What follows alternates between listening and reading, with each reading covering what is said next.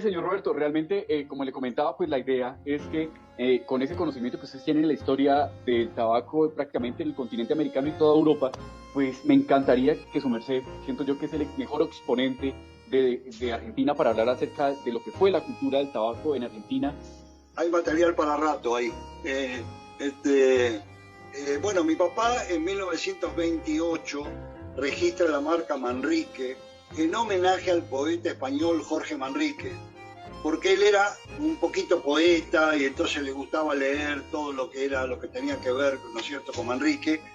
Él registra la marca y bueno, y empieza con los cigarros en la calle Pavón entre Pichinchi y Mateu. Yo obviamente no había nacido, pero cuando, bueno, nací en el mismo lugar que mi papá tenía la manufactura de tabaco, nací ahí. Y desde el 28 al 58 estuvimos ahí en la calle Pavón. Y del 1 de agosto del 58 nos mudamos acá a la calle Catamarca 211. O sea que hace 64 años que estoy acá. O sea, bueno, el señor Lucas, su señor padre, ese amor de su papá por los cigarros y por el tabaco, obviamente se lo tuvo que heredar a su señor abuelo. Claro, ¿Cómo se él llamaba su venía, señor abuelo? Juan Rodríguez. Juan Rodríguez. ¿Y cuando él llega, él en qué año llega a Argentina? En Argentina llega en el año 1926-27. Mi papá era obrero del tabaco, era un Ok. tabaquero, hasta que decide independizarse. Ah, ¿y le trabajaba qué marca en Argentina? No, no, acá, en esa época, ellos trabajaban, por ejemplo, como según explicaba mi papá, las marcas yo las conocí porque estuve en las fábricas de chico, ¿no es cierto? En esa época yo trabajaba con tal fábrica, por ejemplo, de tabaquero, y si algo no Trabajó me con varias. gustaba o algo me levantaba y me iba.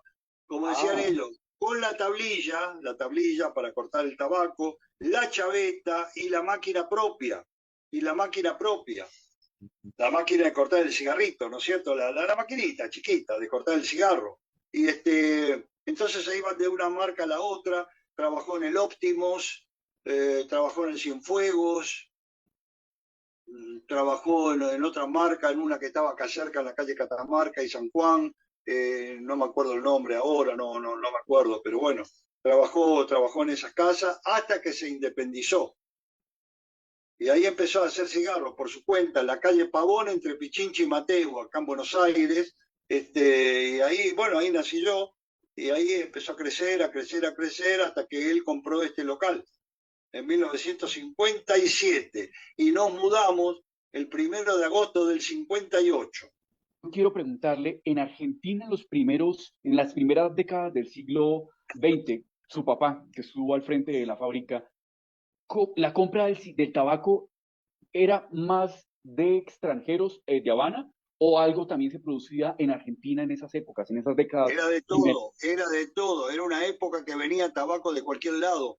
Por ejemplo, antes de que naciera Habano Sociedad Anónima de Cuba, estaba la Corporación Habanos.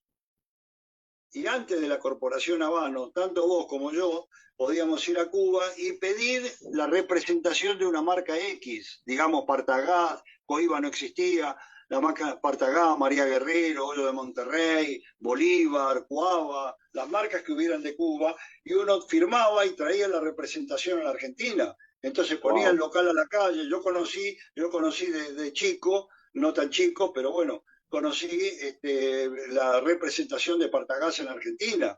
La vidriera Wow. era toda de tabacos Partagás, de todos los tamaños habidos y por haber, ¿no es cierto? Después nace la Corporación Habano y nace Habano Sociedad Anónima, y a partir de la Revolución Cubana, ¿no es cierto? 1959, 60, 61, se empieza a prohibir tener las representaciones. Entonces, importábamos tabaco libremente anteriormente. Después Cuba dejó de exportar tabaco porque ellos necesitaban el valor agregado que era el cigarro. Entonces empezaron a abrir casas de habanos en distintos lugares del mundo y ahí llegaban las marcas que uno quisiera, pero era para una sola persona, ¿no es cierto?, que representaba a Habano Sociedad Anónima. La comercialización de tabacos acá era amplísima, amplísima, amplísima. La fábrica de cigarros, yo estoy en una zona que se llama Plaza 11. 11 se llama. Es todo un barrio, es un barrio. En este barrio había más de 100 fábricas de cigarros. En este barrio solo, más de 100 fábricas de cigarros a principios de siglo. La revista esa publica fotografías de principios del siglo pasado con las fábricas de cigarros. Y una foto de esta casa dice la única que prevalece. Y acá está el frente de nuestra casa, acá está el frente de nuestra casa, el frente, que es la que dice que es la única que prevalece, con marcas, ¿no es cierto?, antiguas fábricas que ya no existen más, y acá están todas las que había en esa época. Hay más de 100, porque hay más todavía, hay más. Ahí están todas las direcciones, de dónde quedaban, todo. Nómina de grandes y pequeñas fábricas ubicadas en los barrios de Valvanera, Almagro y alrededores. Está todo pegado, está todo pegado. ¿Por qué le pregunto? Porque es que yo siento en la historia de Latinoamérica, en algunos países, un momento muy bonito donde el tabaco negro representaba de alguna manera y recogía la tradición y la cultura del tabaco artesanal. Y llega un momento en donde comienza de alguna manera a permear lo que viene siendo como los consumos que venían del norte y se posicionan muchísimo en lo que fue los cultivos, los productores, incluso las mismas empresas. Yo le comentaba que, por ejemplo, acá en Colombia fue muy similar, por ejemplo, lo que pasó con la British, ¿cierto? Con la Imperial Tobacco. Entonces, a mí me encantaría que compártame un poquitico qué sucedió con la British Tobacco y precisamente esa transición de las fábricas de tradición de tabaco negro a esos multinacionales. Cuénteme un poquitico, por favor. Aquí, durante el 1 a 1 que le decimos nosotros acá en Argentina, un peso igual a un dólar, que fueron 10 años y 6 meses del presidente Menem, a eso sumándole del año 76 al 81, que fue un periodo militar acá en la Argentina, decir que una fábrica costaba $1 millón o 2 millones de dólares eran monedas para las grandes empresas. Y vinieron y compraron todo. La Aceita de Francia, por ejemplo, compró las plantaciones de las provincias y las fábricas de las provincias de Corrientes, el tabaco negro, lo compró la Aceita de Francia para fabricar con ese tabaco, que es el negro que se cultiva ahí, el Galoises y el Gitans, por ejemplo. Salte Jujuy compró la British American Tobacco. En Misiones compraron los alemanes también. A ver, yo estuve en fábricas de cigarrillos acá en Argentina, donde veía las máquinas cómo sacaban los paquetes de cigarrillos, y uno agarraba de esta máquina, por ejemplo, leía Made in Canadá, de la otra máquina Made in USA, por ejemplo, eran fabricados acá, eran los cigarrillos fabricados acá. Pero ¿qué pasa? La globalización, hoy Goya está prácticamente abandonado. Estaba produciendo 60 millones de toneladas de tabaco, era infernal. En este momento no llega a 1,5, 1,4, 1,3, 1,4. Yo llegué el domingo de Goya. Llegué el domingo que estuve en un evento allá, jueves, viernes, sábado y domingo. Llegué el domingo, infernal. Las fábricas abandonadas, las máquinas oxidadas. ¿Por qué? Porque la globalización dio como resultado que se fueran para el África, por ejemplo, donde ahí pagan $1 por año, por decir algo. ¿No es cierto? Y no hay la burocracia que hay en la República Argentina, que tenemos 177 impuestos. Y aparte, las leyes laborales que hay, que serán muy buenas para el trabajador, todo lo que vos quieras, ¿no es cierto? Pero son leyes muy conflictivas. E incluso tenemos el problema de los sindicatos que te bloquean la fábrica, bloquean la salida de los camiones, la entrada de los camiones. Ayer, sin ir muy lejos, por ejemplo, tenemos el 54% de la reserva de petróleo en la República Argentina. Estamos sentados arriba de un polvorín entre gas y petróleo, por ejemplo, y 12 personas, 12 mapuche, indios mapuche, cortaron una ruta durante 7 días y no dejaron pasar los camiones.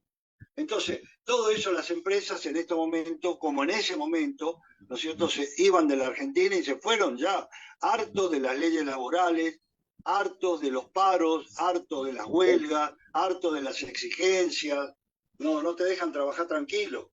Y yo sobreviví porque me quedé chiquito, porque yo cuando fui a Suecia, era más joven, a comprar máquinas de hacer cigarros, quería ampliar para exportar y todo. Digo, no, Dios mío, ¿no es cierto? Me daban un crédito de $200.000 con el respaldo del Banco Nacional de Desarrollo. Cuando vinieron acá para firmar los $200.000, vinieron del Banco de Galicia y Buenos Aires a firmar por los $200.000. Yo era una carpeta así la que había que firmar, todo en contra de uno, obviamente, ¿no es cierto? Entonces le dije, yo voy a agregar una cláusula más. ¿Cuál? Que durante los 20 años del crédito, ¿no es cierto? Ustedes me mantienen el dólar al precio de hoy.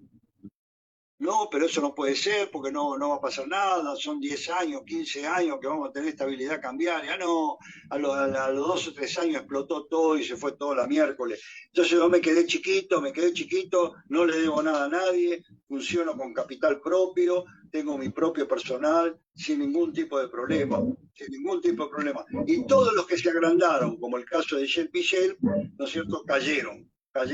Incluso fábricas de cigarros que había, terminaron suicidándose, terminaron, no, mal. Algunos terminaron manejando un taxi, otros tuvieron infartos. Fábricas reconocidísimas. Entre ellas Shell Pichel, que era la más importante de todas.